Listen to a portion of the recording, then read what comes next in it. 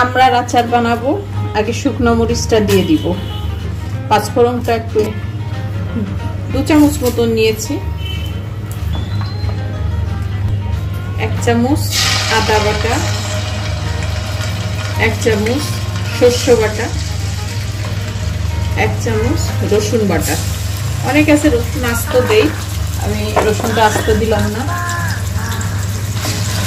এক জায়গায় একটা আমরা পেয়েছি, মনে হলো একটা আচার করে ফেলি। আমরা আপনারা সিদ্ধ করেও নিতে পারেন।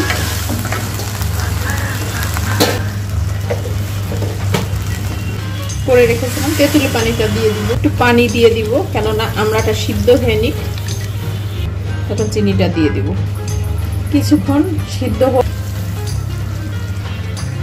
ওই 1/2 চামচের মতন, কেননা চিনি ঝোল জাতীয় থাকলে খেতে ভালোও লাগবে না আমরা আচারটা। অবশ্যই এটা যখন নামিয়ে রাখবো তখন অনেকটা শুকিয়ে যাবে। পাঁচফোড়ন আর শুকনো মরিচ রেখেছিলাম, ওটা দিয়ে দিব। আমাদের যশোর খুলনার মানুষ এইভাবে আমরা আচার বানাই, তো অনেক ফ্লেভার, আপনারা তো ঘ্রাণ পাচ্ছেন না। তো সব জায়গায় তো কম বেশি আমরা আচার, তেঁতুলের আচার সবাই বানাই, তো আমাদের অঞ্চলে এইরকম বানাই। তো খুবই মজাদার, খুবই ফ্লেভার, যে কালারফুল। এভাবে বানিয়ে সংরক্ষণ করে রাখতে পারবেন 5-6 মাস, ফ্রিজে রেখে দিয়েও হবে। এই যে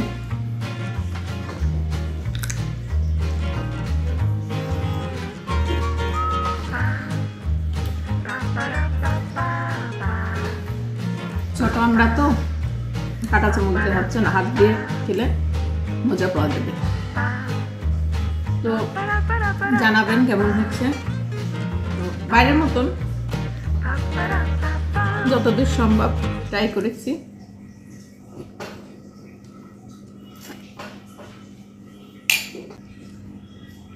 টক, মিষ্টি, ঝাল সব কিছু মিক্সড করে, সব কিছু ভরপুর, অনেক সুন্দর ফ্লেভার।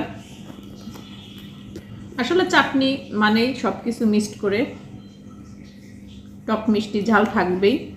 তো বাচ্চাদেরও ভালো লাগে, বয়স্কদেরও ভালো লাগবে। এরকম রেখে দিলে বিকেলবেলাটা একটু আচার খুব ভালো খেতে, আর সব কিছুর সাথেও একটু খাওয়া যায়। তো এভাবে বানিয়ে বলবেন কেমন হয়েছে। খুদা হাফেজ।